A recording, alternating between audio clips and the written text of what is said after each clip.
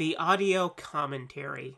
It's a dying art form, but here at One Track Mind, I, your wonky yet affable host Ryan Luis Rodriguez, analyze film through the prism of these embryonic forms of podcasting, one audio commentary at a time. Masterpieces, crapster pieces, live action, animation, cult classics, films literally no one has ever heard of. No track is too small, and no track is too big. Join me and my guests from the entertainment world as we keep these features alive every other Tuesday. Hey, who else is going to discuss Bill and Ted's Bogus Journey one week and Citizen Kane the next? Us, that's who. Sure, you have to put up with my voice, but there's a certain give and take in this industry. That's One Track Mind, part of the Someone's Favorite Productions family, and available wherever you get your podcasts. Hello, my name is Kevin Tudor, and I'm one of the three hosts of Almost Major, a film podcast dissecting many major indie studios and the films they release. Every week, myself, Charlie Nash, and Bryden Doyle discuss overlooked, forgotten, or bona fide classic indie films via studio-specific miniseries. We've previously covered numerous films from Artisan Entertainment, Lionsgate Films, and New Line Cinema. Titles including The Blair Witch Project, American Psycho, Dogville, But I'm a Cheerleader, Saw, Requiem for a Dream, and Ringmaster, you know, the Jerry Springer film. Anyways, we have a fun time every week and we hope you will join us. Subscribe to Almost Major wherever you get your podcasts. Now proudly a part of the Someone's Favorite Productions podcast network.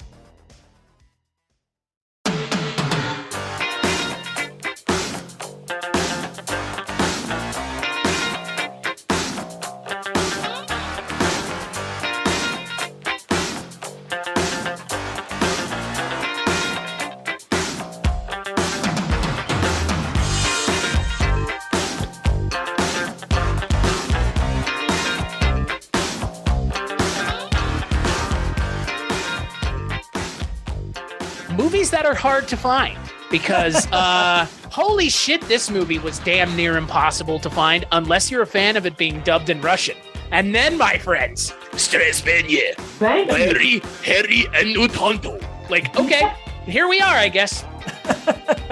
Yeah, what was that all about? It was, for whatever reason, the version that I was able to find was dubbed in Russian. It had a Russian and English audio track. I went to the old standard public library and got a copy there. Wow.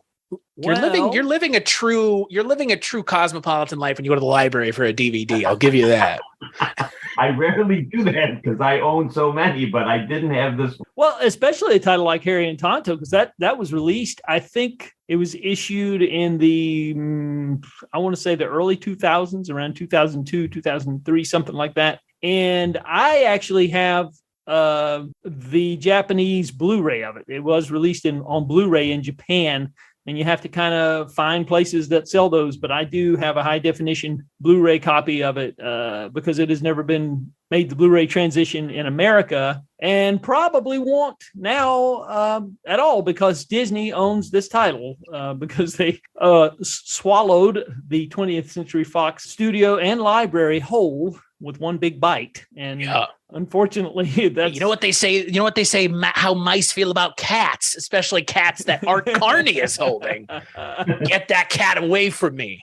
Ladies and gentlemen, if you are not aware as to what we were talking about on this episode of the Kulturecast, I am still your host, Chris Stachiw, much to the chagrin of many, and I am joined by two people who have never been on this show before, but if you've listened to a little show called The Life and Times of Barney Miller, Captain Barney Miller, you've heard my friend Otto Bruno on there before. Otto Bruno, writer of such books as From the Files of the Old 1-2. It's a Barney Miller book that you can go find on the internet. He's also a writer, a teacher, freelancer, man about town. You can find him every Sunday. Is that right, Otto? Yes, correct. Where can people find you every Sunday? Every Sunday on jazz901.org from 12 to 3 Eastern Time. I host a couple different shows, basically focusing on the Great American Songbook, the classics of the Great American Songbook. So from from the pen of people like Irving Berlin and Cole Porter and that kind of music. My friend and yours, he's soon to be your friend, Otto Bruno. Yeah, you've already heard him talk, so there you go. Thank you. Another new face to the show. He is the home entertainment correspondent for Movie Geeks United, and he has a lot of cool movie posters in his apartment. He already showed us. Your friend and mine, soon to be your friend, Adam Long. Thank you for that wonderful introduction. You're welcome.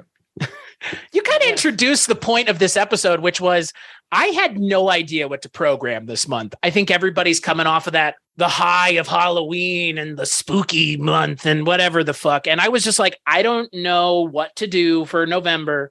So I just started going through Wikipedia, looking. I kind of went down this weird rabbit trail of clicking on actors, looking at things that they've been in or worked on that I'd never heard of, and then kind of just investigating those movies and saying, oh, okay, like this looks interesting. Why don't we do this? Little did I know that we'd be talking about a movie that I wish had more people watching it. Like, how can someone win an Oscar for best performance and the movie be effectively lost?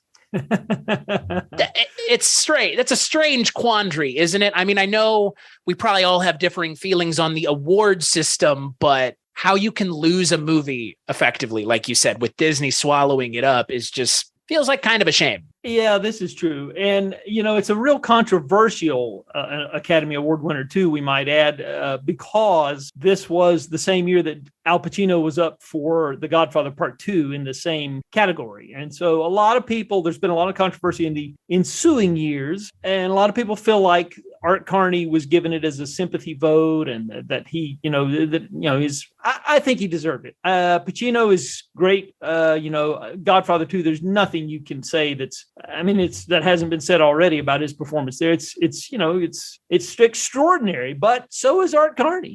And so in this film, I think, now I don't know about you guys, but I think Art Carney plays it just perfectly in Harry and Tonto. He if you put another actor in there, they could have played it more broadly, gone for the comic effect, and we can talk about that. Some of the other casting choices that Mazursky had in mind. I've done a little bit of research on this, so I can speak to that a little bit as we go on. But I think Art Carney does just such a wonderful, wonderful job, and just plays it just perfectly. So it's like choosing between your children, or I guess, and because these performances both to me are equally. So like Adam mentioned on this episode of the Kulturecast, we're going to be talking about 1974's Paul Mazursky directed, Art Carney starring Harry and Tonto. First, he gave you Bob and Carol and Ted and Alice. And then Bloom in Love. And now, a new film from Paul Mazursky, Harry and Tonto. Most people think that being old is nothing but sitting around in the park feeding pigeons. That's because they haven't met Harry Coombs. He's 72, and believe it or not, he's got a lot in common with you. You dumb son of a... He has girl troubles. When did you last sleep with a woman? Saturday night. March 1951. He's got family problems. My brother is insane. I don't like that bird. He's getting hassled by the law. Rage, blow, good stuff, cataracts and hurricane. But Harry still has hopes and dreams. When I was your age, I did a lot of foolish things. Then again, I still do a lot of foolish things. So he's packing up his faithful sidekick Tonto and running away from home. My cat has to relieve himself. You're not supposed to have any animals on a vehicle. I need something to get me to Chicago. 20th Century Fox invites you to hit the road with Harry and Tonto. Are you Jewish? No, I'm into Zen Buddhism these days. You want to chase around a little bit? And Harry and Norman. You taking any of these drugs? LSD? Psilocybin? Heroin? You're a good boy, Norman. Harry and Ginger. Ginger, how old are you? 16. Well, I guess I don't know what it's like to be 16 these days. Neither do I. Harry and Jessie. Do you remember me? Sure, I remember you. You're still very beautiful. Thank you, Alex. Harry and Stephanie. My name's Harry Coombs. Stephanie. How are you, Stephanie? You in show business? I'm a hooker. Harry and Eddie. I'll help you find a place. You help me find a place. You know a good broker? I'm a broker. Harry and the Con Man. Now, ease your wonder vitamin. You can rub it in, you can swallow it. Advise you do both. Good for your heart, good for your head, and good for your sex. Harry and the Medicine Man. Can you cure bursitis? Absolutely amazing. I love my work. Harry and Shirley. You love me? No, I'll tell you something, Harry. I don't always like you, but I do love you. Art Carney and Ellen Burstyn in Paul Mazursky's Harry and Tonto. So the film was directed, like I said, by Paul Mazursky. It was released August 12th, 1974. It stars Art Carney as Harry Coombs, a man who gets kicked out of his New York apartment because they're building a fucking parking lot.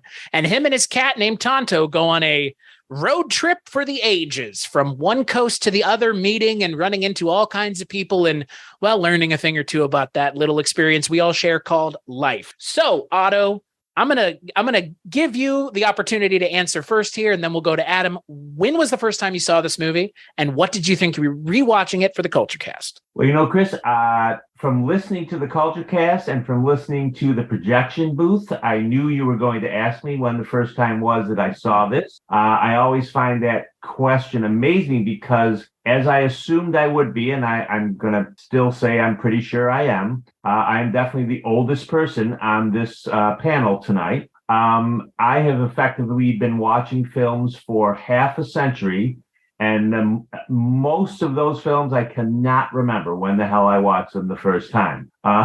This one, although I'm old enough to have watched it at the theater, I did not see it at the theater. Really wasn't a appealing title for a 10-year-old in 1974.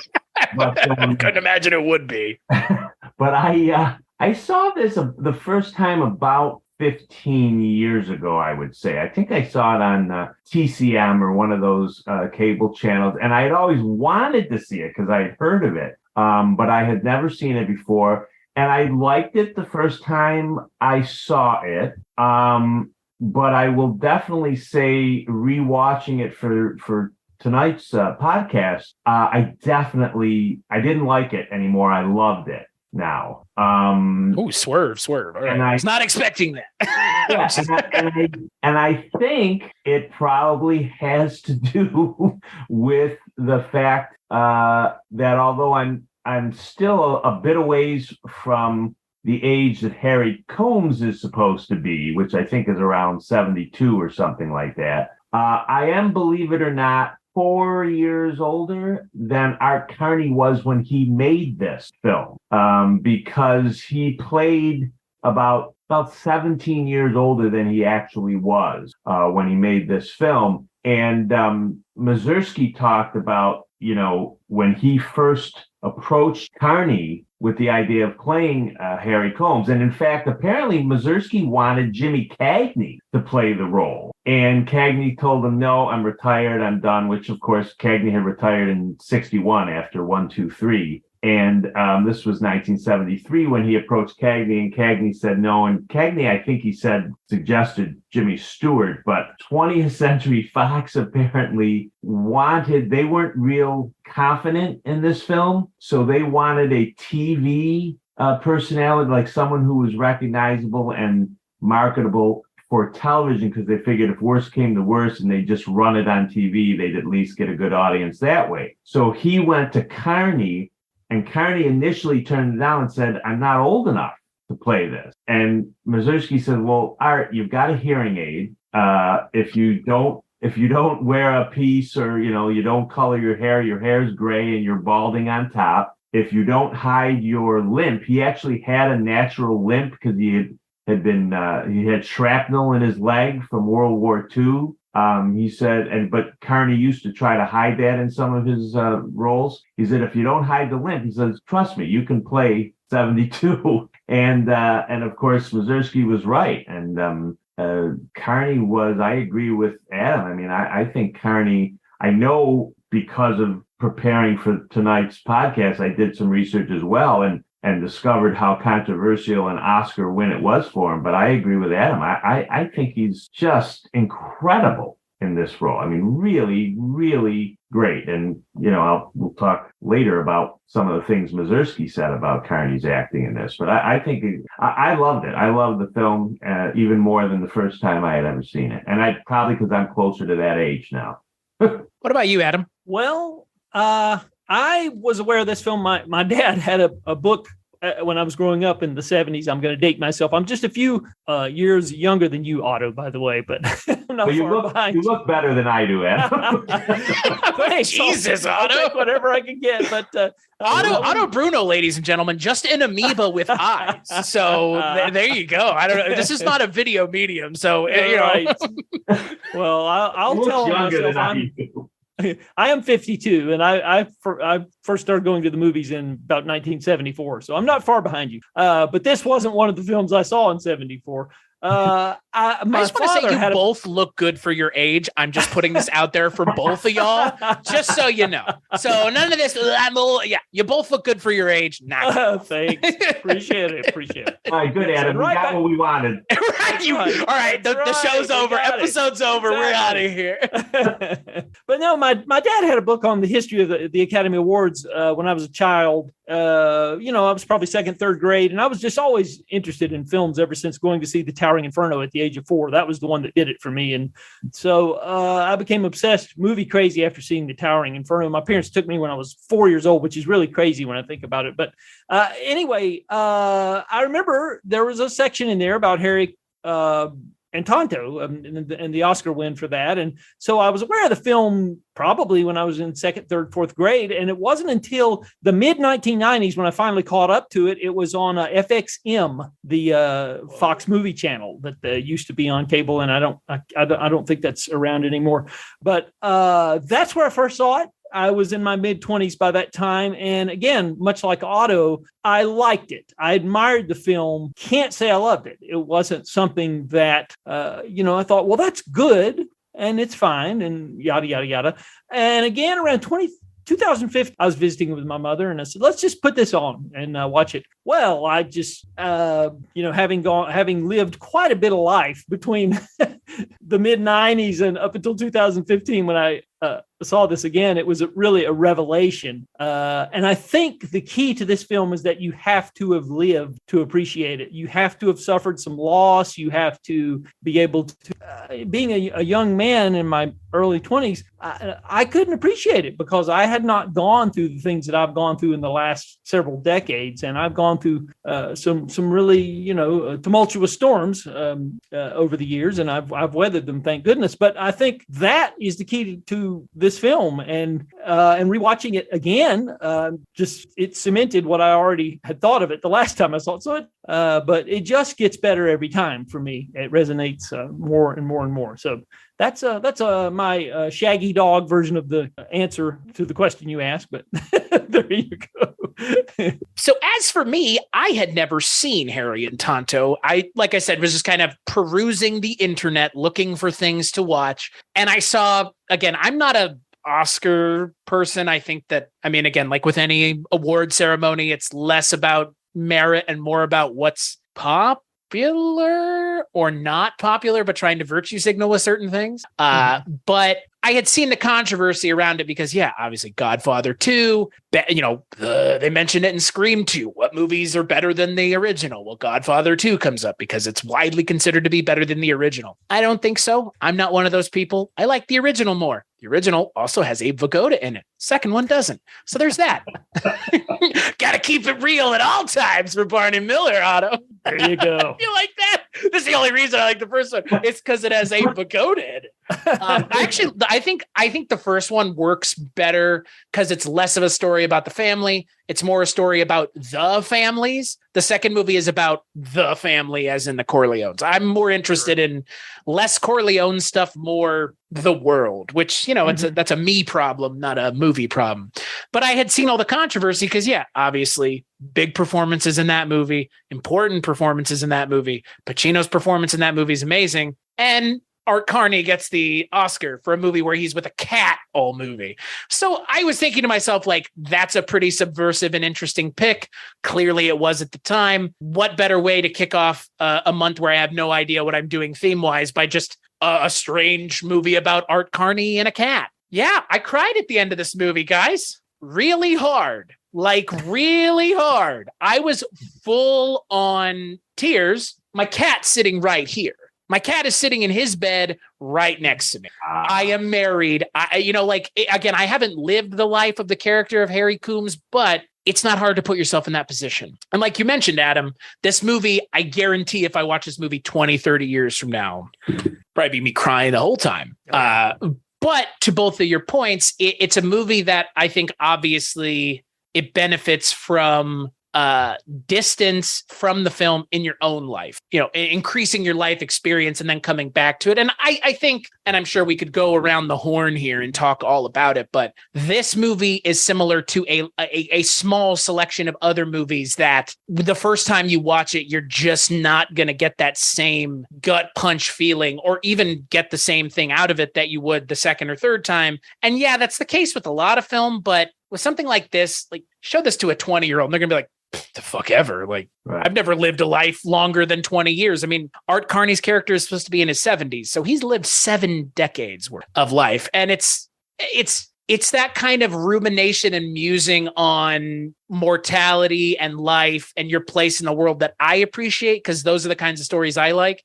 And who the hell doesn't love a road movie? Like, really, like a good, solid road movie. And this is a good, solid mid-70s road movie that not only is a road movie, but it also takes you to 70s New York, which is a great setting, 70s Chicago, which is a great setting, and 70s LA, which is a great setting. Like, this is the kind of movie where I would like to be in the backseat of the car with Art Carney. And the movie does a very good job of kind of placing you in that world with him at all times. I mean, he's essentially, we never are without him throughout the movie. I believe we follow him almost entirely. So it really just continues to reinforce in my mind whose story it is, what the story is about. And obviously, what a cute cat. What a great cat actor. Cat eating chicken out of a bucket. Like, by the way, Mazursky on the commentary was saying that how really great this cat was. They had 2 cats apparently, but he said, there was one that they used far more often. And I guess Mazursky was a cat person. Carney told Mazursky, although Mazursky said he wasn't certain if he really believed Carney, but Carney told him that the only pet he had, he opened up a drawer and pulled out a rock. Pet I've ever had. He goes, I don't have to feed it. I don't have to give it water. I don't have to take it out to pee. And he threw it. So he says he kind of pretended like he didn't like cats. He says, but as you can see in the movie, he's really wonderful with the cat. So, but it's funny, going back, not to beat a dead cat, but going back to the controversy about the Oscar win, everybody talks about that, but somebody obviously voted for him. And Chris, it sounds like maybe you and I are kind of similar. I don't put a lot of value or weight into awards, and particularly something like the Academy Awards. I mean, it is primarily a political thing. But what's amazing to me, and you you opened the door because you mentioned Abe Vigoda. It made me think of the fact that, like in the 70s when Barney Miller came out, Abe Vigoda's character of Fish, who was the oldest guy in the squad room, and they talked a lot about his age and his various health issues and all that stuff. He ends up surprisingly, shockingly becoming the breakout character in those first couple seasons. People loved him. And it made me think of that when I was watching this film, because I'm like, well, obviously somebody voted for him. So maybe in 1974, the Academy membership was still skewing older, because maybe, the older people were voting for this, because remember, it wasn't just Al Pacino who lost. It was Jack Nicholson for Chinatown. Chinatown. That's true. It was Dustin Hoffman for Lenny. Hey, this is Jason Kleberg from the Force 5 podcast, a show that forces a guest to come up with a movie-themed top 5 list topic, and then we reveal our picks on air. Top 5 heist films, top 5 tearjerkers, top 5 movie dogs. Every show you'll be asking yourself, what would be on my list? Guests include directors, screenwriters, actors, podcasters, musicians, authors, and even a professional wrestler. Subscribe to the Force 5 podcast, and you won't just be a listener, you'll be a list nerd. The Force 5 podcast, available wherever you're listening now. And it was Albert Finney. What was it? I can't remember. Murder on the Orient Express. Oh, yes. Murder on the Orient Express. Okay, yeah. Yeah, so... I want to say, if one of those people had one, if Albert Finney had one, I mean, I've seen Murder on the Orient Express. It's good. Right. But, I mean, he's a good part of that movie. Right. Sure. Like, this movie, without Art Carney, I don't know if this movie even works very well. Like, there's something about Art Carney's, like, hangdog expression constantly, and his look and his believability as this role. He is that character. It's not a character. Like, that's the more I watched it, and I watched Harry and Tonto 3 times now. Every time I watch it, I realize more and more there is not a character here. This is just, he embodies this role, and that was that. That's the way it seems. Like, he just melts away. It may not even be, it maybe isn't even a role. I know we've kind of already mentioned his age disparity versus the film, but he just embodies it so naturally that you forget that you're watching a movie. Yeah. And you make the good point that there were some great supporting players in this film, but in many ways it is almost like a one-man show. Mm-hmm. Oh yeah. Because he's in every scene. Yeah, he makes you buy his journey because of his commitment to the role. Yeah, absolutely. I totally agree. Yeah, it's you spoke earlier of having wept at the end of the film. Oh yeah. Well, there's 5 spots in this film.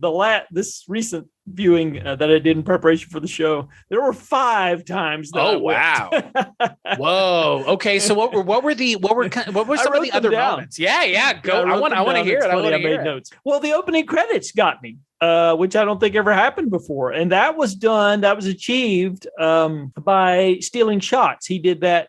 Just hit a camera in the bushes and stole shots of elderly people in the park or whatever. And it's a combination of the Bill Conti score and the shots of these elderly people in the park. And I don't know, I started to well up just seeing that combination of that Bill Conti music. And then there's the scene that's so well done where his friend, that they've established that he's got this friend that he talks to on a regular basis, and then they don't show, and this is a testament to Mazursky's abilities as a writer. They don't show you his death. There's no warning. His son just drops Harry off at this building, and you don't know what it is, and he goes in, and his friend has died, and he's got to identify the body, and he's pretty stoic for a moment or two there, and then he turns away and he silently just kind of loses it just a little bit, but not tremendously, but just enough. Well, that got to me.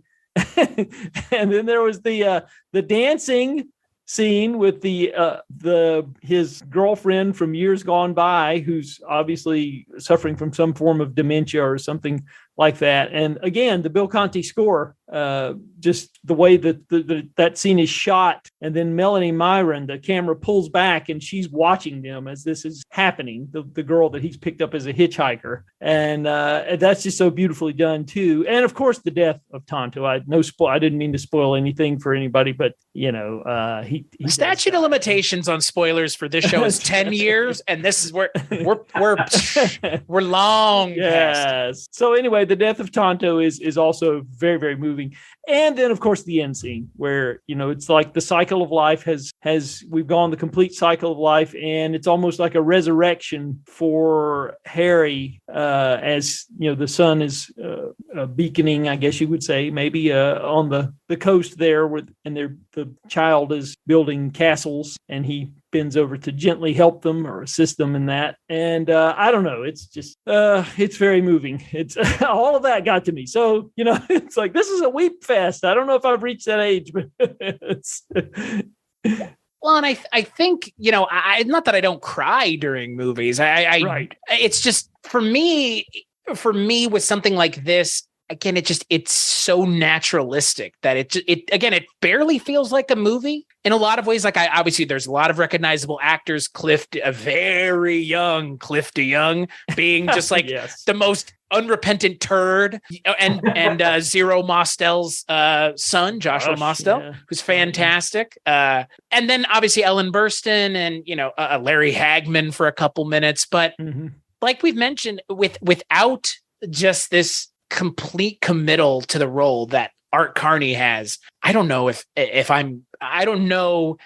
I am feeling the way I feel by the end of the movie. Like you said, it's this full circle journey, but it's also this weird kind of rumination on how the old and the young are interpreted and seen by, I guess, the middle-aged. Because there's the weird thing, right? Because like you mentioned, Melanie Myron kind of is picked up by him about like a third of the way into the movie, and she stays with him through most of the second and a little bit into the third act. But you get the sense that, similarly to Art Carney, she is out of sorts in the time and place that she's in as well. She's running away like he is. And I think it's really interesting because they always, they being society at large, kind of has seemingly always commented on or made it clear that the young and the old probably have more in common than either one really understand. And the middle-aged people are the ones that don't get them anymore. And I hear it now, like as a 30-year-old, it's like, oh, the young kids and their fucking weird stuff. And it's like, guys,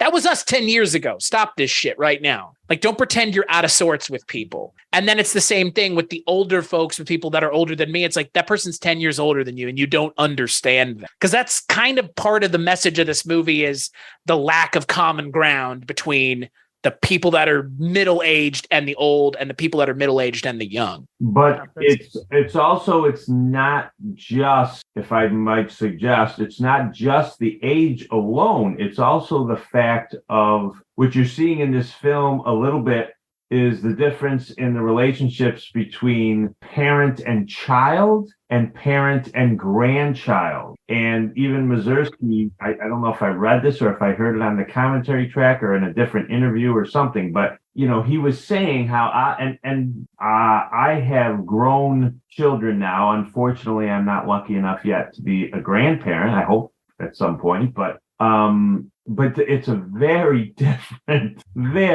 dynamic of how you deal with your kid as opposed to how you deal with your grandchild. Because your grandchild, you don't have the pressure. You don't feel the pressure with a grandchild that you feel with a child. And I can say this as a parent for sure, that, you're raising a child and you are responsible for everything. Do you have total control over how that child turns out? No, you don't have total control over that. Do you feel total responsibility? Yes, you do. So that's what I think creates tension sometimes between parent and child. And then you don't have that with parent and grandchild, particularly in this film. I mean, the way that Carney relates to Josh Mostel's character from the very beginning is just fabulous, because Carney doesn't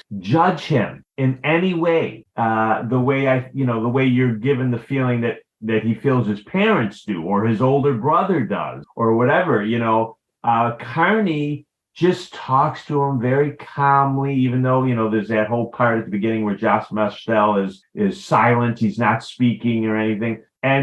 And Carney doesn't say, what are you doing that stupid shit for? He just talks to him like he's a real human being. He says, why is there a reason? Is there a plan behind this no speaking? Like, where does it come from? He just kind of nods yes, and he says, have you read about it? And he says yes, and he shows him books. He's like, oh, I'd like to read some of these books. So, I mean, he's really interested in his grandson in a very non-judgmental way. And that is sort of what you're talking about with, people who are much older. The older you get, the closer you get to the end. So you realize how unimportant so much of the middle bullshit is. And the younger, and you also, in an odd way, maybe because of that, when you're that much older, you realize how much pressure the younger people are under and how stressed out they are over things that maybe in another 50 years won't be important to them, but are very important to them now. And of course, the whole relationship with his 3 kids is really interesting because you have all these, the oldest child, which I'm assuming he's the oldest child. Phil Bruns. Yeah, he's I assume so, right? Right. A Barney Miller alumni, by the way. And and he's that kid who's concerned about his father. He's very responsible. He's very, a little uptight and all that stuff. But he does, from everything we can see, seem to genuinely love his father. And then we see his only child, his only daughter, which again, even though it's weird that it's moving that way, but you get the feeling is maybe the middle child. And the 2 of them are constantly arguing. Maybe they're a little too much alike, but they love each other. But she doesn't, you notice, I always find this very interesting. She doesn't call him Pop like the older son does. She calls him by his name, Harry. And then he goes to see the more irresponsible youngest child in California, played by Larry Hagman.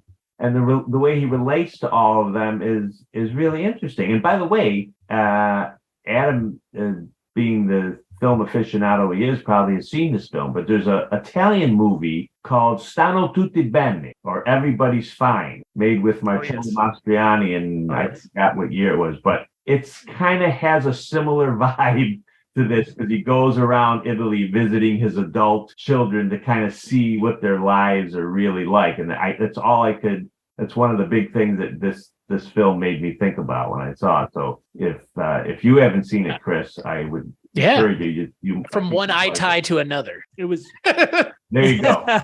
It was remade with Robert De Niro, although I didn't see the remake. I didn't either. But it's from the same director who Giuseppe Tornatore maybe. Who directed Cinema Paradiso, which obviously a Best Foreign Film Oscar winner, and a fantastic movie, I must say, for anybody who's a serious fan of cinema. That's all. That is very interesting. The dynamics between the children and the grandchildren. That's excellent points. I would agree. But another thing about this film is how Mazursky subverts expectation with people that Harry meets along the way. And I'll give one example, the car salesman. He goes to get the car, and you think for a second that this guy might just rip him off. You're just waiting, and the guy's telling him all these stories about how he can still get an erection by taking strychnine and all this stuff. And, it's like, yeah, this guy, boy, he's a shyster, but the guy is a good-hearted, serious. I mean, he's really, he's exactly what you think he is, just a nice guy who likes to tell stories. And, but, he kind of sets it up in a way that, you're thinking, oh boy, he's going to get ripped off here. And he just subverts expectations in many instances in the film. And that's just one that comes to mind for me, but just wonderfully done. Wonderfully done.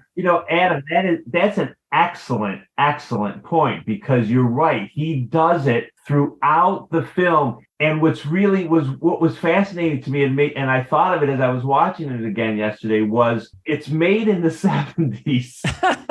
There are a lot of 70s films where guys get in those types of situations in a road movie like that, and it could have turned a very different, ugly way than it does in this particular film. I mean, I thought the same thing with the prostitute. Is she going to rob him? Is she going to, you don't know what she's going to do. Ultimately, she just tires him out. I mean, it's great. But that's a great point. You're right. He does that throughout the film. He just kind of baits and switches on you. And what do you guys think about the influence of this film on, say, Alexander Payne? Because I'm seeing a lot of the influence on this film in, say, Sideways and Nebraska that Alexander Payne would go on to make in the last 20 years. I can feel the influence.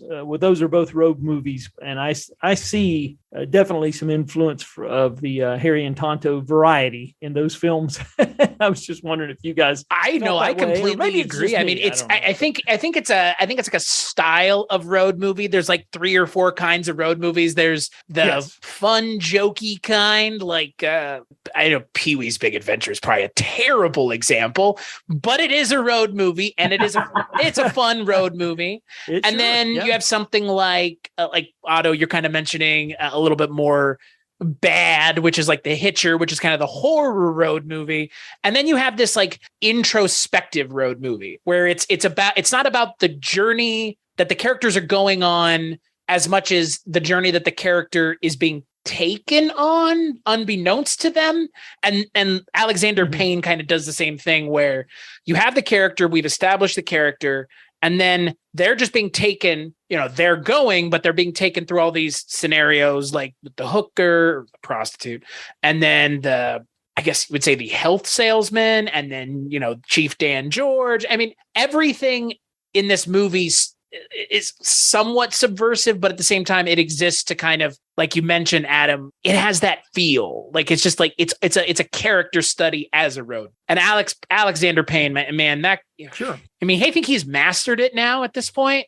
I don't know. I don't know if anybody does it better right now. Yeah. I don't know if anybody else is really doing it, but. Well, another good example of it, I think, that was around the same time would be Scarecrow with Al Pacino and Gene Hackman. That's another example of this same type of genre of film that you're referring to, where it's more of a serious introspective, because it has that same vibe. And that was released a year prior to this one. So I don't know that there was any influence for Mazursky and having seen Scarecrow, but there's certainly I would say they may be. Well, I mean, one of the posters that you have on your wall is a road movie. I mean, Paper Moon, which came out a year before this. Moon is a road movie. And in the 70s, I can say the 70s were a great time for road movies, but I'm in the minority of people that don't like Duel, but Duel opens up the 70s and 71 with road movies, and then Two-Lane Blacktop, Badlands, Paper Moon, Scarecrow, this movie. Jesus. Every decade kind of has its genre. I'm not going to say road movies were the genre in the 70s, but I mean, when I think of movies from the 70s, there's a lot of people on motorcycles and on cars running around on the roads of America. This movie fits perfectly in there. I honestly, I don't want to say this is like a new favorite, but this is a movie I'm so glad I have finally seen after essentially never having heard of it until about a month ago. And now I've talked about it more in the last week since I watched it the first time than I do most things that I watch for this show. Not everything that I watch, as I'm sure with both of y'all, makes an impact on me. A lot of things is just, oh, this was fun. This was good. I'm glad I watched it. Now let's move on to the 8 other things we have to watch. I rarely watch a movie 3 times in a week. Like, that's not a thing. For me, that's not a thing. For plenty of other people, I'm sure it is. For me, that's not a thing. And I think that's a testament to this movie and these kinds of movies. Holy shit, fucking Blues Brothers ends the decade for road movies in 80. I talk about another road movie. And one of my favorite road movies, The Muppet Movie, comes out in 79. So. Well, it's interesting because, I mean, this is, you can't help but say that, I mean, this is definitely a road movie. I mean, that I think is first and foremost what you think of when you watch it. But you also just used the phrase a couple moments ago, a character study, because really there's not a lot of exciting action that happens in this. It is exactly that. It is a character study, but it's a really compelling one, and it's a really moving one. And, again, going back, it's touching all the emotional spots, with parents and children, parents and grandchildren, friends who have been friends for forever, first loves, and the horrible things that age does to us, because that was interesting. Adam said something about how he started getting emotional just at the very opening of the film, because they're showing all of those shots of the old people. And what I noticed when I watched that is most of those shots that they had at the beginning of the film, not all of them, but most of them were all old people alone. They were by themselves. There weren't a lot of shots where they were with someone else talking. They were almost all, solitary. And you think, oh man, they're going to show you how this guy he's old and now he's alone and he doesn't have anybody. And again, going back to Adam's point about subverting expectations, no, he has friends, he has family, he has, he still has his wits about him. He's very bright. He's an ex-English teacher. He's still quoting Shakespeare. I mean, it's not like he's failing. It's just that kind of sad reality that he's at that point in his life. Because at one point, the daughter says to him, I want you to teach. You're too smart to stop doing anything. I want you to teach. And he says, I'm too old. But then you notice at the end, he does say he starts tutoring people. So, part of it was, although he plays this character in a very unsentimental way. You know what I mean? It's not, he doesn't. That's a very good way of putting it. Yeah, he doesn't, he's not maudlin. He's not seeking your pity or anything. Well, I don't feel like there's any pity to give. Right. Ultimately, what's funny, and this is kind of insane, is the beginning, after that, talk about heart jerkers, the first 5 minutes of Up, pretty gnarly for anybody who has a heart. Is this movie's conceit not similar to Up? At least the general conceit of an older man who has, quote, no place in society, so he leaves. In that movie, he flies away in his balloon house. In this movie, I'm going on the road. I like you mentioned, Otto, it's interesting, the anti-sentimentality. I mean, he says at one point, I'm not a fan of long goodbyes. And he sticks with that throughout, to the point where with Tonto, he's like, goodbye, old friend, and doesn't even look back. He just goes. It's that role is so unlike what I was expecting even. It's so matter of fact. It's just, I'm old. And the world doesn't think that it has a place for me. And because it thinks it doesn't have a place for me, I don't think I have a place in the world. And he finds out very quickly once he gets out west, clearly not the case. Yeah, and that brings up another point. The only type of thing that in society that's still okay to discriminate against is being old. That seems to be still okay, even though we've advanced and come so far in so many areas. That is one area that just doesn't seem to be. Nothing ever seems to change. And that struck me seeing that film, how that was presented in that film. And I thought, we just really haven't come very far since then. So that's the one area in which, it's still okay. And I think there's something wrong with that. I think people ought to have some different attitudes and ideas, because there's really something to be said about wisdom and having lived and knowing things, because there's a lot of things I certainly didn't know, say, when I first saw this film, as I said, that I know now. I've learned the hard way. And so I think, there's something to be said for all that. Well, and I agree. I mean, like you've mentioned, I mean, there's this idea of, a large body of existence that, Art Carney's character has. And like we've mentioned, you can tell that he has lived a life. I mean, he says as much in that one scene. He's like, I never thought I had enough time. And I did. And I cried in that scene. I should mention that scene fucked me up big time. Oh, yeah. Because I mean, it's something that I struggle with every day. Like every day I feel like I don't have enough time for whatever it is. And you see in that scene, he's like, I didn't think I had enough time. And I did. And I took advantage of it. What do I have to complain about now? And it's weird. Like you mentioned, Otto, the anti-sentimentality is so atypical for this kind of movie's subject matter in its entirety. Because like you just mentioned, Adam, lots of times it's played this maudlin, saccharine bullshit that old people are unable to do anything for themselves. They can't take care of themselves. And some can't. But there are people my age that can't take care of themselves. It's nothing to do with age. It's just people, people in general. But it's so strange to see a movie where it's like, he's an old man, but he still has autonomy. He still has the ability to function and do his own things. And he has his shit together more than most of the people in this movie that are younger than him. Clearly, some of them, like the psychotic Bible quoting hitchhiker who is just spouting Bible verses. And, that's the last person you put at the wheel of your car, my friend, is that guy. Okay. Oh, you have a driver's license. Come on and drive. Good. Fuck that. No. I wrote down in my notes, as soon as he said Jesus loved you, I would have peeled out and left him in the dust, because that would have scared me. Just like you're saying, Chris, I'm like, no. The last thing I would do is offer him the ability to drive the car. Like, please, no, like, stay away. If he loves you, let him take care of you. Goodbye. He's got your best intentions in mind, pal. I'm out of here. He's got your back. That's right. Yeah. Well, let's talk about the weird connection this film has to Star Wars, which is a very odd trajectory. But there is other than the fact that Disney now owns this movie. Well, yeah, there's that. That's the unfortunate Star Wars connection.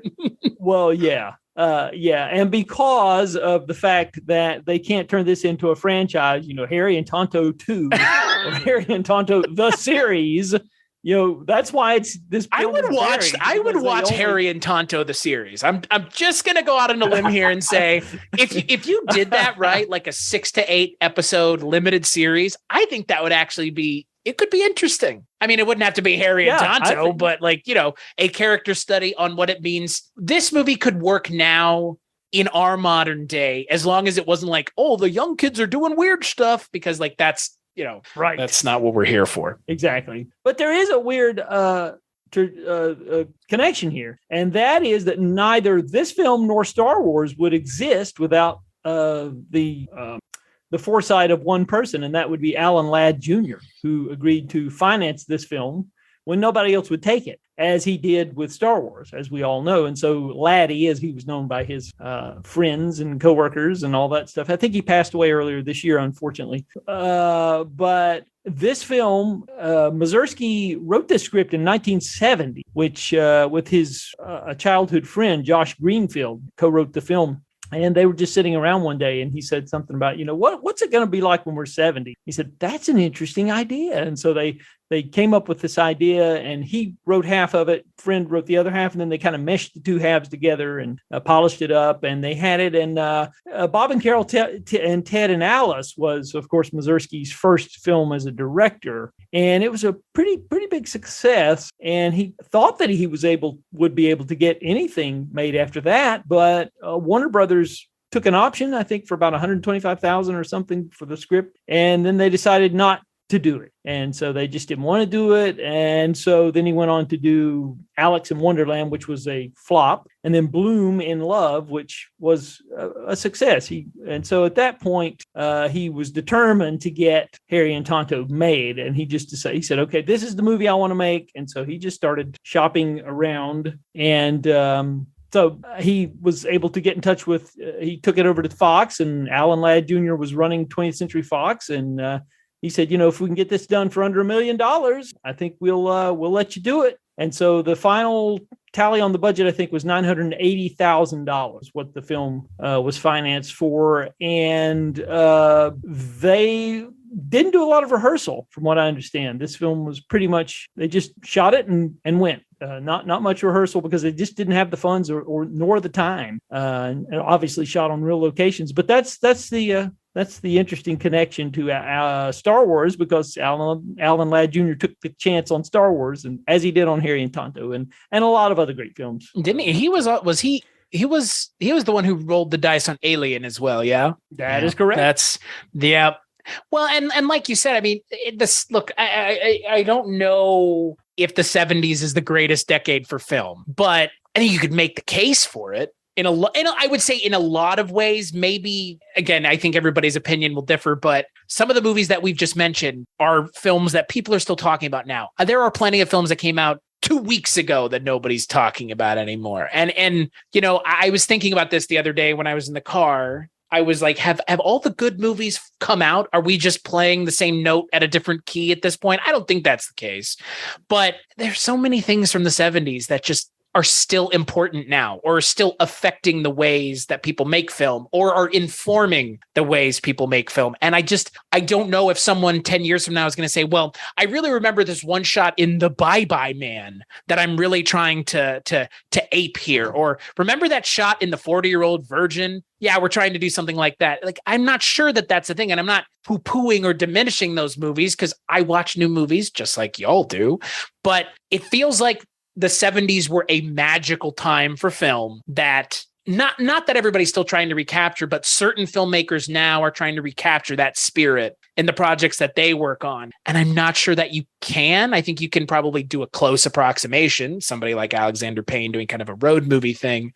But at the same time, it's just, I maybe that's just me. What do you guys think? I don't know. Is this me rambling like the old man in the room? Like, all the good movies have come out now. Ain't nothing worth watching, guys. I ain't gonna watch no movies. As the old man in the room, all the great movies have been made. Yes, I agree with that. It's all over. Today, no more movies need to come out after today.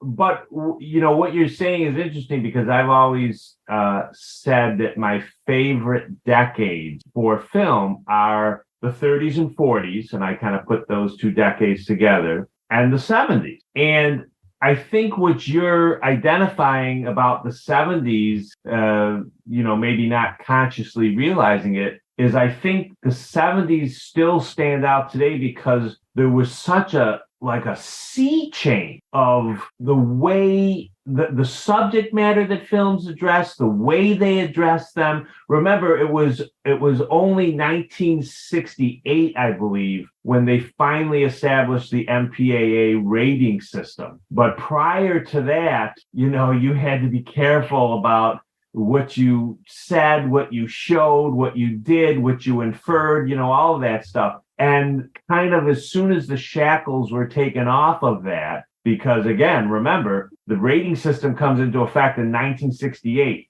In 1969, the best picture was an X-rated film. That's fair. Yeah. Right? So, I mean, I think that's why the 70s probably stands out to those of us who love film so much, is because you could really feel how new and different and exciting and vital and revolutionary those films were in the 70s compared to what came before them. And again, this is coming from someone who loves the movies of the 30s and 40s, but the 70s is so different that it was just so exciting. And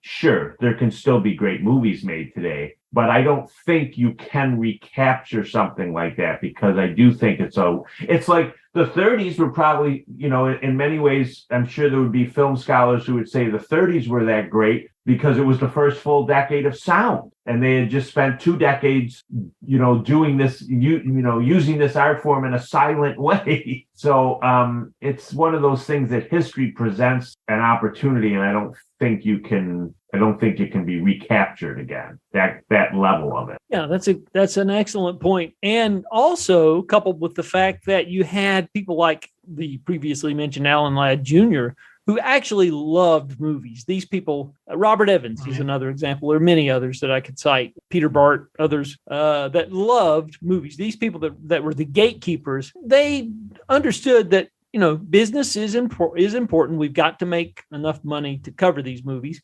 But, let's make something that, we would want to see. And it wasn't all about the bean counting, which I think the problem we have in today's society, again, being the old man shouting from the mountaintops, I guess, but we have people with business degrees running studios now who they didn't grow up on films. They don't care about, they're not passionate about it. It's all about the bottom line. And thusly, that's the reason why we're seeing so many sequels and reboots, because they don't want to take a chance. They don't want to roll the dice. And, if it wasn't for people like Alan Ladd, we wouldn't have Star Wars. We wouldn't have Alien. We would not have said franchises that exist now. Right.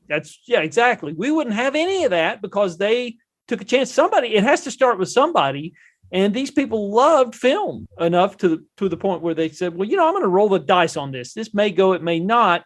let's take a chance on it. Let's see what happens. And now it's all about how they can recoup the greatest amount of money in the least amount of time with the least amount of effort. And that's where we're at in society today, unfortunately. And it's kind of depressing. There are still some great films that slide through the cracks that if you're paying close enough attention, you may find. But, last year is a good example. I couldn't even come up with a top 10 list last year. And that's the first time in my lifetime. Of new movies, you mean? I'm not even sure I could come up with fucking two. What movies came out in 2021? I couldn't even tell you what movies came out last year, to be perfectly honest with you. Well, it's problematic for me because I'm a member of the Southeastern Film Critics Association, and I technically have to I'm supposed to come up with a top 10 list. Just put all Marvel movies. At the end of the year, right? I voted and you do have to vote in order to maintain your status. And I did do that. But the best film that I saw last year was the Kurt Vonnegut documentary, which I thought was incredible. Was great. I saw that. Yes. Yeah, that was incredible. And that was a documentary. There wasn't a narrative feature film that I could vouch for as being in the top 10 last year. But the Kurt Vonnegut, directed by Robert Whitey, who does a lot of the Curb Your Enthusiasm episodes, and he did the magnificent Woody Allen documentary that was aired on PBS about 10 years ago. 4-hour documentary, terrific stuff too. So yeah, I mean, that's where we're at. I think this year is a little bit better. Maybe COVID had something to do with it, but some of my favorite directors are actually putting stuff out now, or most interesting directors, I should say, this year. There's I did see the new Todd Field film Tar recently, and I was disappointed with that. I loved his first two films, and this was a misfire in my opinion. But hopefully some of the other directors who are putting new things out this year will be a little bit better. But yeah, it's still a kind of a dire situation, cinematic landscape that we live in, because I just don't think there are enough of these people who run the studios who really care. And I hear this complaint too, being, home video correspondent for our podcast Movie Geeks United. I do a lot of research about this, and a lot of these labels, like Kino Lorber and I'm trying to think of some of the Arrow, Screen Factory, Shout Arrow. Factory, some of those guys, Yep. Arrow, Vinegar Syndrome? They are putting these films Is that out. one? Vinegar Syndrome, yes. They're putting these films out because the people who run these studios don't even know what's in their library. It's the people who are running these boutique labels. They literally do not know. And so that's why they're getting package deals on these films. And it's basically like, well, here they are, do whatever you want to with them for whatever X number of years. And that's why you see so many of these boutique labels popping up, because the people running the studios, they don't even care. They don't care. And that's what's sad about going back to our making a circular argument here. Disney and the Fox library, unfortunately, they're not doing business with any of these sub-licensees. They don't have any agreement. Whereas Paramount, Warner Brothers, all those guys, they are licensing some of their titles. Warner Brothers does most of their stuff in-house, though, with the Warner Archive label. But you do have Sony and you have Paramount and MGM licensing a lot of their titles to these these labels that I just mentioned. But Disney is not doing that. They're just sitting on that entire library of Fox titles. Is just sitting there. Occasionally, they will license something to Criterion. They did do another Mazursky film about 2 years ago, An Unmarried Woman, which I'm also a huge fan of. Another great Mazursky film. They did license that to Criterion, but that is one of the few that they've done. They are licensing Wall-E to the Criterion label, and there's a Criterion coming out of that on that. I think really November. Yes, and it's going to be the first venture between Criterion and Walt Disney Corporation. So we're hoping that is a sign that things might change. That may be, but yes, the fact that Wall-E is going to be issued by the Criterion label is something to think about. But this is these Fox titles like Harry and Tonto, they're just in limbo. The Other is a film we talked about before we turned before we started recording. Is one of my favorite horror films of all time from 1972, and it's completely out of print, and it's a 20th Century Fox title, and it's just, the only way you can get it is to see it on YouTube if you can, or any of these other places. And it's just, that's where we're at. So that goes back to, people who loved film don't run these operations anymore. And I know I'm long-winded here. So Well, I would append to what you just said. The other thing is, everybody always complains about movie piracy, right? Like that's a genuine complaint. You wouldn't steal a car. Sure. You wouldn't steal a DVD. I would steal a fucking DVD if you don't provide me a way to watch it, motherfuckers. Like, Agreed. I'm sorry. Agreed. The amount of time and effort spent to find this movie between Otto and I alone is a pain in the ass. He had to watch it in the library. He went and found a physical fucking copy. I found a Russian audio language version. Like it's 2022, folks. Why are we struggling here? And frankly, as far as I'm concerned, Disney, the first movie they ever should have done with Criterion should have been Song of the South. Put your money where your mouth is, guys. Because knock it the fuck off. It existed. You can't cover it up. They're not. I know. They've already dealt with the lasting effects of the ride or the movie, because they're now getting rid of the ride at Disney, which is fine, obviously, but can't pretend it didn't happen. The internet exists. And to put Wall-E, like, wow. Why don't we just hit the biggest baseball with the biggest bat possible? Because that's what you're doing. It's not, none of that is surprising. It's frankly more disappointing than anything else, because it's just further reinforcing exactly what you're talking about, Adam, which is a move away from interesting things that people haven't seen being put to good use.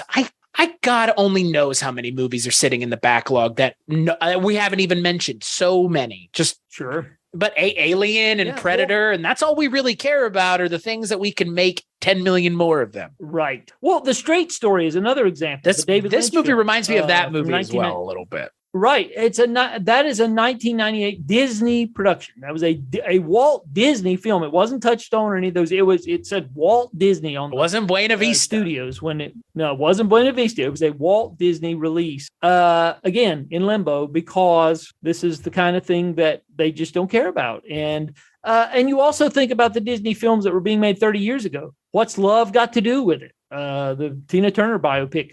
Nixon, the biopic of Richard Nixon, the Oliver Stone film. Those are all Disney titles that, What's Love Got to Do with It, with Meg Ryan. Those are Disney titles that they're just in limbo. And it's sad, because those are great films. Well, and it also, again, speaks to this issue of when we sit here and talk about a movie like Harry and Tonto that had a Oscar-winning performance in it, and people at Disney or 20th Century Fox, that is not the motivator. A good performance is not the motivator. An interesting movie is not the motivator. And that's why what you do, Adam, what you do, Otto, and what I do, bringing light to and appealing to and giving people, like, the more people that watch it and ask for it, theoretically should yield this movie being re-released somehow, theoretically.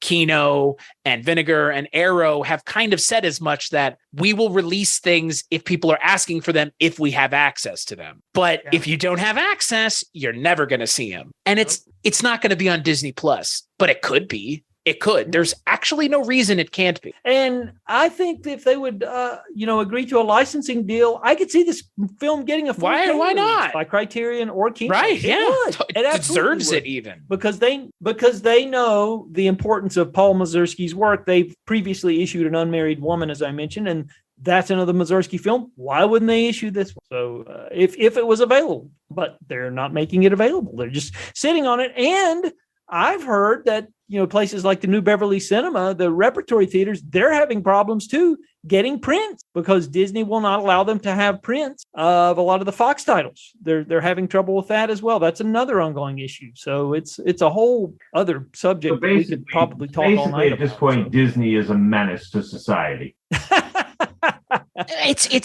Everybody was so excited for Disney to own Fox so that they could have all the Marvel characters, and nobody thought about the potential ramifications of Disney owning 20th Century Fox's fucking backlog of movies. Yeah. Like, did no one in their right mind think maybe Disney's not going to give a shit about anything other than the Marvel stuff? Because that's clear now. It's pathetically clear. Yeah. And again, your feelings on Marvel movies aside, stuff like this is more important. Oh, absolutely. And right out of the gate, it was evident how little they cared, because when Disney Plus started their operations, within the first week, there were people complaining that The Simpsons had been stretched to 16:9, the original episodes, which were filmed in 4:3. So half of the jokes were it's not a visual gag show. Come on. No. It's all dialogue. It's really funny when they talk. There's no visual gags on The Simpsons.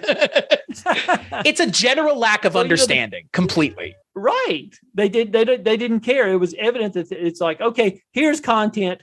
Let's put it on here. We don't care that these were carefully composed at 1.33:1, these early episodes with all kinds of jokes in the top of the frames that we're now cutting off because we want to squeeze them to fit a 16:9. Well, otherwise people will complain it's not full screen. You can't win. There's no winning here. That's true. You got a point. Like I said, we could talk about this all night long. I get up on my soapbox about this issue all the time. It's a far-reaching issue because, again, like with TV shows, I mean, you can go get Barney Miller pretty easily. It exists. It's on Amazon Prime. But something like this, or so many of these other backlog films, or just films that have been made, just gone. Like Paul Mazursky's stuff, geez, even. Here's a question. How many of those 20th Century Fox titles are part of what the Library of Congress, doesn't the Library of Congress keep a list of films that are significant to the nation's history and cultural history and all that? How many of those titles are on that list? And if they're on that list, shouldn't those titles be available to everybody, no matter who owns them? Well, they probably are. Totally. Those movies probably are. Just, I mean, like Alien or Aliens on that list, right? I don't know. The Marilyn Monroe catalog is 20th Century Fox, with the exception of a few. I think maybe Some Like It Hot is a United Artists production, but I think the rest of them are all Fox titles. And to my knowledge, none of those are being streamed anywhere. Most of them are out of print on Blu-ray. So, the whole Marilyn Monroe, we think of her as this icon, a Hollywood icon, and yet we can't even get copies of her films. Criterion, a few months ago, the Criterion channel had Gentlemen Prefer Blondes on it. So you could see it on Criterion, and I have some on DVD, on old DVDs, but yeah, I don't think anyone would disagree with what you're saying. No, not anybody that knows anything about this. And again, cares about film would disagree. Right. Well, but again, I mean, you do have this push now where people don't even want to own physical media. I mean, my God, DVDs and Blu-rays, you own physical media? Like, yes, because if my internet doesn't work tomorrow, what am I going to watch? How am I going to watch anything? Plus the bandwidth. Well, and when Netflix gets rid of a movie, where am I supposed to go find it? Or it's and again, then you come to something like Harry and Tonto, which there is nowhere to watch it. Like, that is insanity, frankly. That there in 2022 there is no platform, not even Tubi, not even again YouTube. That's just somebody pirating it, but. Again, if there's nowhere else to watch it, how the fuck is it pirating? That's my question. What are you going to do? Well, speaking of physical media, Disney, they are trying to get out of the physical media business altogether, which is evidenced by the release of Barbarian, their recent box office success. And they're not even putting that out on physical media at all. It's all digital. It's their movie only digital. That was announced, I think, 2 or 3 weeks ago. So it's evident that they're completely moving away. So they have no interest in physical media. And the thing about physical media that it's worth reminding people, you can stream it. Okay, that's fine. And it probably looks good enough, but you can't get the bandwidth that these discs can hold. There's no way, like say a Blu-ray can hold up to 50 gigabytes, a 4K, 100 gigabytes. There's no way you're going to get that picture quality streaming. I don't care where it's at. It's just not technically. They limit the bandwidth intentionally so that you can't. Yeah. Right. I know. And like you guys have mentioned, Harry and Tonto in 4K, I'd get 50. You get $50 out of me on that one. Absolutely, with a new commentary. Right. Yeah.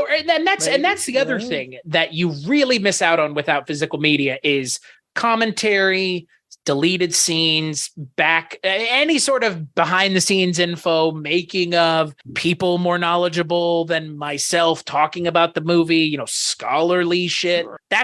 They don't have that anywhere. I don't even think Criterion has that. So, and if they do, it's not for everything. So yeah, it's not for everything, but they do have, that's one of the things I like. I just started getting this Criterion channel last year because I had cut myself off from cable, and so I didn't get TCM anymore. And Criterion I love because not only do they have classic Hollywood films, but they have all these great foreign films, which are almost, impossible to see anywhere. Even harder to find. Yeah, you can't see them anywhere. And but that's one of the great things about the Criterion stuff you're right. It's not every one, but certain titles, they have all these other extras right there on the channel. So you can watch it before the movie, after the movie. And that's great. I mean, but Criterion is like the anti-Disney in that sense. I mean, they're people who obviously care about the product and the history, and there's not too many of them, unfortunately. But even they released Armageddon on Criterion Collection. I'd like to just point that out. For those of us playing along at home,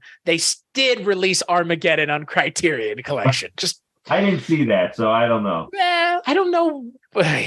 They've moved away from that in the ensuing years. I kind of wish they'd moved back towards that sort of thing from time to time. Not all the time, but it would be fun to get some. Remember when they had RoboCop on Criterion Collection? Right. Jesus, wonderful, yeah. wonderful. RoboCop. Yeah, I think they had The Rock was on there as well. Yeah, absolutely. Criterion was weird back in the day. It's definitely re-elevated itself to kind of the high standard now. But there were times where Criterion was just whatever, man, do whatever, release whatever you want, man. But that's like you mentioned, Adam. These boutique labels. That's the next step in the evolution of this, and I can't help but wonder if Disney will just do it themselves, because there is money to be made here, and Disney is not one to miss out on making money. Let's put it that way. Yeah.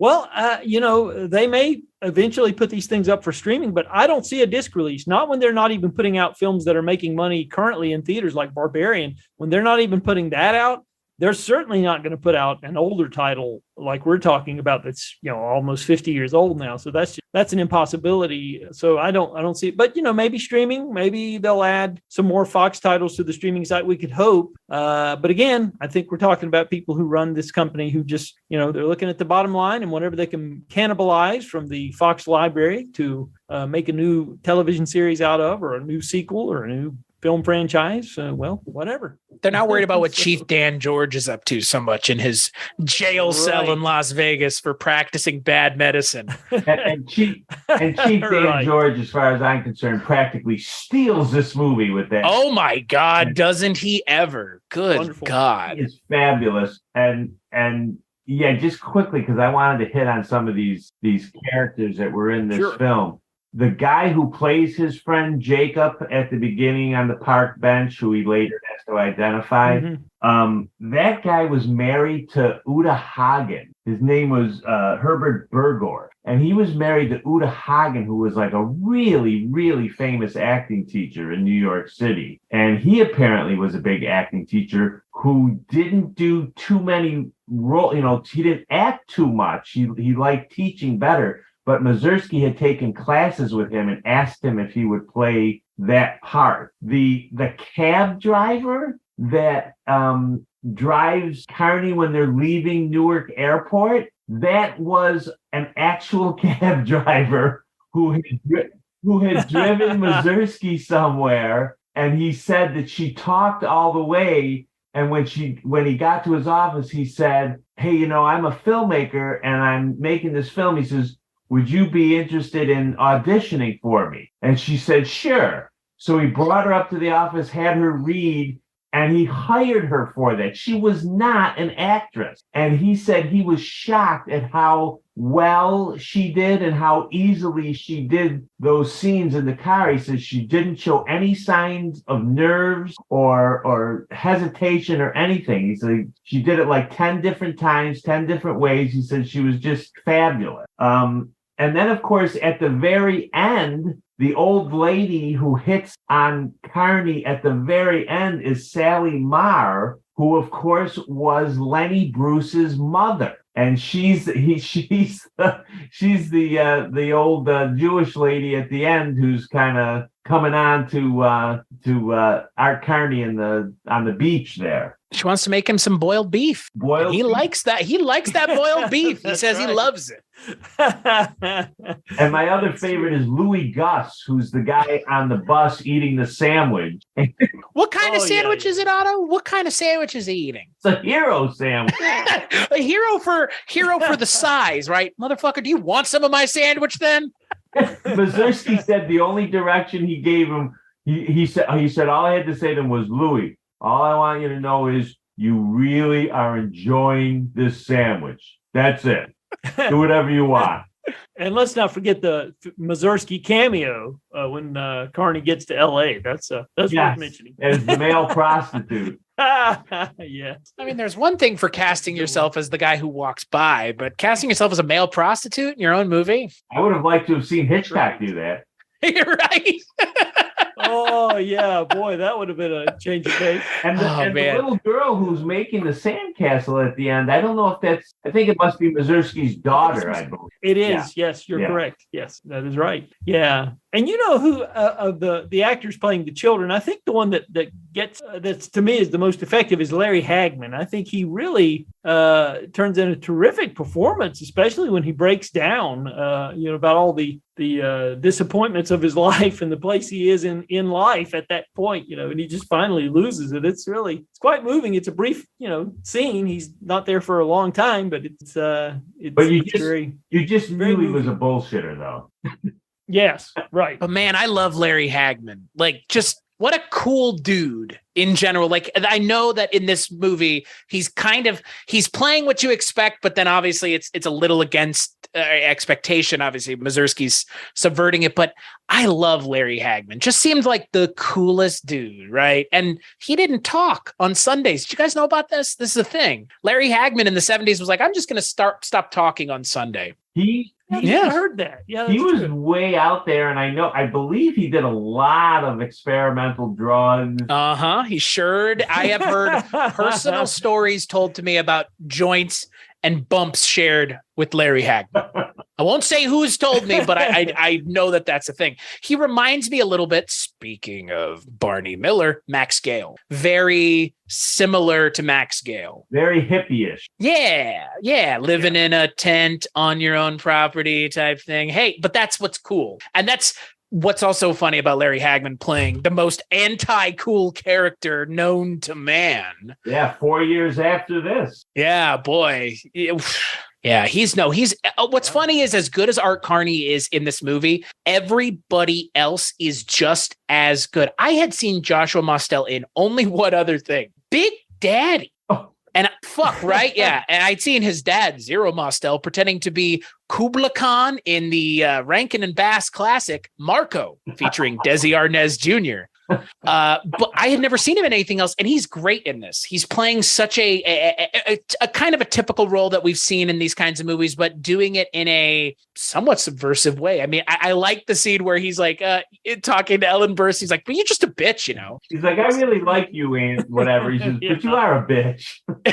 It's just I like that because it feels like a real human interaction, and that's maybe for me what the 70s was all about, was just naturalistic performances and real I guess not real performances, but it felt like real characters, like not just a character, but like a real person. And I hope at some point in our film journey, we get back to that. It feels like those, like you mentioned, Adam, it pops up from time to time, but the culture informs it. And the 70s were a culturally turbulent time in this country, and we are living in culturally turbulent times now. And I can't help but hope that something from the 70s gets carried over now to people maybe dropping airs and being honest, because I think society at this point, we're all headed for the apocalypse one way or another. Might as well enjoy ourselves and drop the auspicious bullshit. And that's what the 70s in a lot of ways reminds me of, is just, yeah, shit kind of sucks, but like we're existing all together and we have to figure out a way to make it work. And a guy going on a road trip with his cat, pretty interesting way to tell that story, but I think it works. But you'd have to get it from independent films because because they're the only ones who are going to use people who might actually look like real people instead of people who are coming out of the pages of Vanity Fair or Vogue or something like that, which seems to be all I see in new project. Again, if it's an independent, you still see real people. But if it's a big budget, again, I'm not a big comic book guy, so I don't really watch any of those movies. And what you're talking about, like naturalistic performances, I mean, Mazursky talked a lot about that with Carney, because he said, the things that he did, he says, I didn't have to direct them. He says, first of all, he said he was the first actor I never had to say anything to about the script. He said he was the first actor who never came up to me and said, I want to change this. He says he went by what the script was, and he said he added all of his little physical things. He says, but he never asked to change a line of dialogue at all. There's that one scene at the very beginning the first scene where he comes into his apartment and he goes and he gets the cat some water, I think, and then he goes and sits down and is going to open the newspaper or whatever. And he's talking about all these little things he did where, he went and got his glasses and he went and how he was moving and all these little things. He said that was all Carney. And he said he moved in a way that older people moved. He changed the rhythm. He said he didn't change how he walked. He just changed the rhythm of the way he walked. And that plays to what you're talking about when you say naturalistic, because I think you said this earlier, Chris, how you don't feel like he's acting. You just feel like that's him. He's just embodied that person, or vice versa. And that's one of those things that looks easy on screen when you're seeing it, but probably is not nearly that easy to pull off as an actor. Good, excellent point. Well, and I mean, let's not kid ourselves. Art Carney, did he have anything to prove to anyone in 74 at this point? I mean, my God, right? Like, that's the crazy thing. He did, but he didn't. That's the kind of wild thing about this movie is from this newcomer, Art Carney.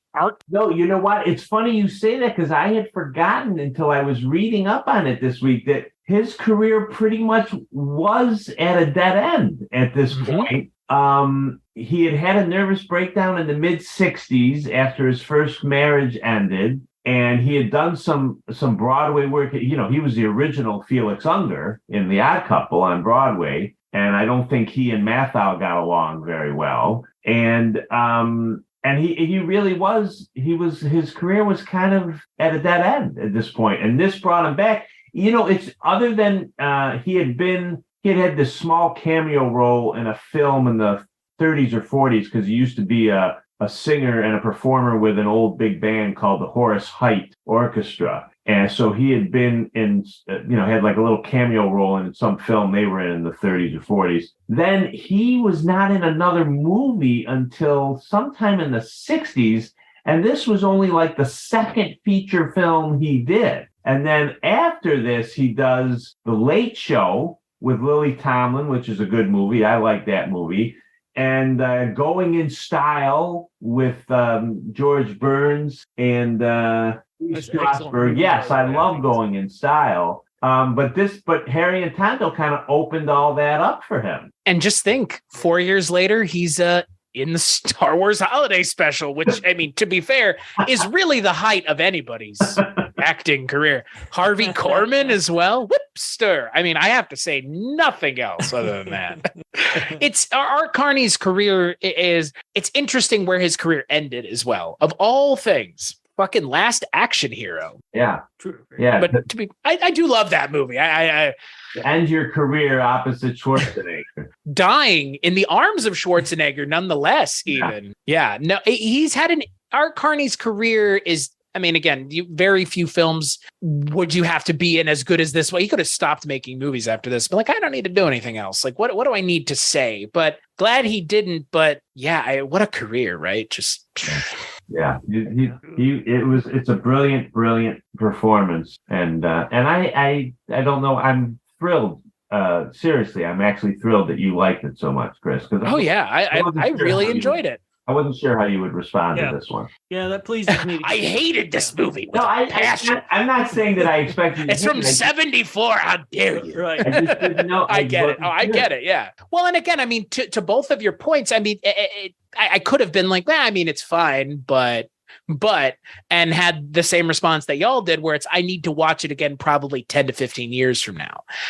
And, I will probably enjoy it more the older I get, because it will be in my rotation of movies that I will watch again and or show other people or mention to other people to search out. But this is going to be one of those movies that I do return to, because again, I think clearly for both of y'all, it has gotten better with repeat viewings, and especially repeat viewings with distance in between them. Right. You watch a movie 4 times a year. What are you really getting out of it? But you watch a movie 1 time every 5 years, might be getting something a little different out of it. Not every movie needs to be reappraised, for fuck's sake. You just need to find one of these library copies at a sale somewhere so you can. I can only imagine how much that's worth. Like that, that DVD has to be worth something, right? Like, I want that commentary, because I don't have that commentary. How did they get that is my question. Like, why do they have that copy? Just Otto, just lose it. Just I put it in the return box and you never got it back. Sorry. This came out in 2005. Holy cow. So I wasn't far off. Right. I was close. I said early 2000s. Yeah. And I love the poster too. We didn't mention the poster, but the poster's great with the thumb and oh man. Yeah, the poster screams 70s, the movie screams 70s, and then Art Carney just what more can you say? Yeah, it is a great. I know, absolutely. So I will give each of you an opportunity to have your final thought on the movie. What are your final thoughts on Harry and Tonto, Adam? Well, like I said, it's just a beautiful film that really is a terrific rumination on the people who are elder statesmen or elder stateswomen, I guess you would say, in life. It's a rumination on the circle of life. I guess that's a better way to put it. That's more succinctly putting it. It's a good because that's essentially what it does. The film becomes full circle, and it's just a terrific rumination on what life has in store if you reach a certain age. And, it's just, like I said, just beautifully acted and very, very well and beautifully done. What about you, Otto? Yeah, I mean, it's for the kind of movie that it is, it's really perfect. I mean, it's well written. It's well shot. It's incredibly acted. I mean, it is really like an actor's masterclass, quite honestly, in terms of what Carney does with it. And like you said, all the supporting roles are really wonderful as well. And it's basically a poignant look at not only aging, but also just how important we are to one another. How those connections, I keep reading all these articles as I get older saying, oh, the older you get, you have to keep that social network alive. It's very important to your mental well-being and all that stuff. And that's kind of what this is about as well. So it has, even though you might think it's just a movie that is for an older person, it really has something for everybody. Yeah, so it's a great film. And as for me, I'd never seen it before, and I've seen it 3 times now. And yeah, it's very few movies move me to tears the way this film did, and very few movies have a staying power in my mind the way this one did. And yeah, as we continue to get older, all at the same time, it's like you mentioned, it's important to kind of remember a lot of social issues, social cues, remembering how important it is to be part of society as opposed to removing yourself. And yeah, I'm not going to say it's a perfect movie, but I don't know anything we said about it that we didn't like. So very few podcasts of my show have we ever had no negative things to say about a movie. So there you go. So on that note, we'll take a break and we'll play a preview for the next Kulturecast of November. You met a girl on the path you knew. You had a brief conversation. You continued on. You never saw her again. That's all that happened. So I can take the test well. Everybody gets a little nervous on these things. One man suspected of murder. We have relatively few leads at the moment, except for a phone number found in a dead girl's pocket. Your phone number, Mr. Wellen. Two cops trying to find the truth. What are you not telling us? Well, there's a lot of things I'm not telling you. But as the machine keeps running... Prevents seizures. I'm an epileptic alcoholic, but I'm not a liar. People with temporal lobe epilepsy make your skin crawl for a reason. If you think he's being seized, don't turn your back on him. The tables keep turning. You think I don't know about both of you? I am rich. I know you got a gambling problem. Guys like you don't bet on long shots and win. I'd be careful if I were you. You come looking, you might not like what you find. Deceiver, a Pate Brothers film.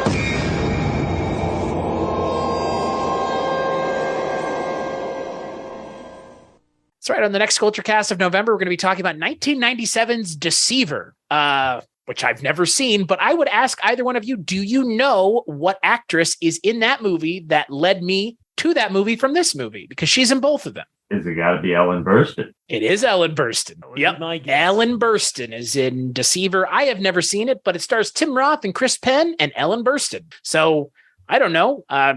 Could be good, could be bad. I don't know. Neither one of you are saying anything about it, so I would be led to believe neither one of you have seen it. So I have not seen it. I have not. I was hoping one of you had seen it so you could be like, oh God, it's terrible. Be like, oh God, never mind. But I guess I'm wandering into it sight unseen, which is exciting. So I will be joined by my co-host for the Scary Stories We Tell podcast, Jess Byard, on that episode. But until then, where could people find you, Otto, if they were to hunt you down on the internet? If they could hunt me down on the internet, well, I guess you could find me on Facebook at the Sinatra and Company Facebook page, because that's one of my radio shows, or at jazz90.1.org, which is this jazz radio station where I do my shows. That's basically where they can find me. And of course, they can find the Barney Miller book at either Bear Manor Media or Amazon or Barnes & Noble or any place like that. And you should, because the Barney Miller book's awesome. It is. It's a fucking tome too. You will get your goddamn money's worth, folks. Will not be it's literally this thick. It is if there is another book written on Barney Miller, they're wasting their time. Let's just put it that way. 560 pages. Yeah, that's longer than a lot of narrative books, and it's 560 giant pages like this. It's not paperback either, so I would say it's the definitive Barney Miller book, wouldn't you, Otto? I hope so. I think so.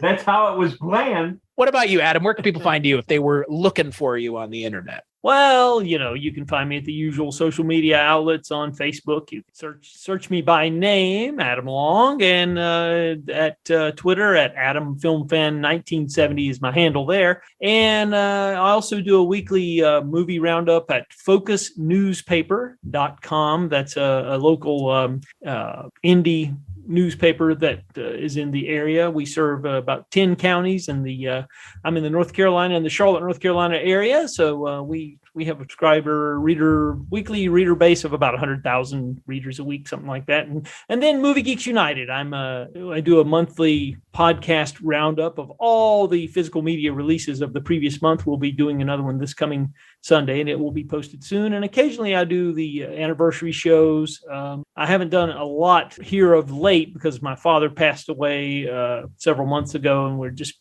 settling. I'm dealing with all that right now, so time has been kind of short. But last year I was able to reunite the cast from the movie Summer of 42, and we did a Zoom reunion with all of them except for Gary Grimes, who I could not get. I tried, believe you me, I tried. But the rest of them, Jennifer O'Neill and Jerry Hauser and Oliver Conan, I was able to get them together for 50th anniversary. You can find that on YouTube if you just type in the Summer of 42 50th. And it's about a 90-minute chat with the cast of Summer of 42. And I also, a while back, I interviewed the editor of Star Wars and The Empire Strikes Back, Paul Hirsch. That's up there as a video, too, on YouTube. So you can, there's some stuff, occasionally I will do the reunion show, as it were, like that. So I you can find some of those on the Movie Geeks United site. So there you go. And as for me, you can find me at weirdingwaymedia.com, where along with this and 18 other shows, we've got a little podcast network that Mike White of many shows, including the Barney Miller podcast, and I put together that network together so we would have a place for all the shows that we already work together on. So Weirding Way Media is where you can go to find this show and many more. And it's not just movies. It's spooky and supernatural stuff and weird things and pop culture stuff. Just go there. You'll see. You'll understand. And then you won't have to listen to me tell you. You'll just get it. As for this show, Kulturecast.com, patreon.com/Kulturecast, blah, blah, blah. Financially, if you want to support us, cool. If not, I get it. Shit sucks. Times are hard. And I need money too, which is why I'm asking you for money. But if you don't want to give me money, I get why you're holding on to it. So if you want to help out non-financially, rate, review, and subscribe on iTunes or wherever you get this show, which is more than likely iTunes. Hey, Chris, Otto, yes. I have a question for you from a fan. Oh. A friend of mine who listens to your Rankin Bass podcast. Oh no, here we go. He says, is he going to do a tribute show to Jules Bass? Ooh, I am now. I am going to. Isn't he the one that just passed away? He did. He did, which is funny because similarly to Jerry Lee Lewis, I did not know that Jules Bass was still alive. I was kind of surprised by that myself. Go figure. So I guess we will now. So thank you for that, Otto. That is a valid and good point. Yes, my friend Dr. Sid Madigan listens to your Rankin Bass podcast all the time. And he just said to me, I told him I was going to be on with you tonight. And he said, I want to know, ask him if he's going to do a tribute show to Jules Bass. Yeah, well, I guess I have to now since you put me on the spot. So, there you go. So Adam, Otto, thank you both so much for joining me. I hope you guys both had a good time, given that neither one of you, I've talked to Otto before, but Adam, this is fucking knew each other for 5 minutes. So there you go. So I hope you guys both had a good time. And yeah. I did. Yeah, I did. And it was great meeting both Likewise. of you. Absolutely. I totally enjoyed it. And I will probably send you a friend request, Otto, if you're please do, because I'm going to probably go check out that Summer of 42 reunion, because you said Summer of 42. I'm like, ooh, cool. I'd like to see that. Well, if you enjoyed the movie, I got them to tell some really good personal stories about the production of the film. And I just kind of moderated it and let them go. I tried not to get in their way and I just got them all on, and I was able. It took a lot of work to get Jennifer O'Neill. The other two were pretty easy, but she was a little bit difficult. She was going to do it. She wasn't going to do it. She was going to do it. I had to. It's a whole long saga that we could do a whole podcast. That's what we want. But eventually she came through, and she had a little bit of an attitude in the beginning. But that melted away, and by the time it was over with, she genuinely, I think, had a good time because she thanked me profusely for doing it. Yeah, I'll check that out. Don't actors just like to talk about the things that nobody else is talking about? Like, I don't know. Right. Where's Art Carney at? Let's go find Art Carney, and we'll talk to him about Harry and Tonto. wish we could. So, yeah. I wish we could. I'd be the first. Yeah, you and me both. So on that note, we'll catch you on the next episode.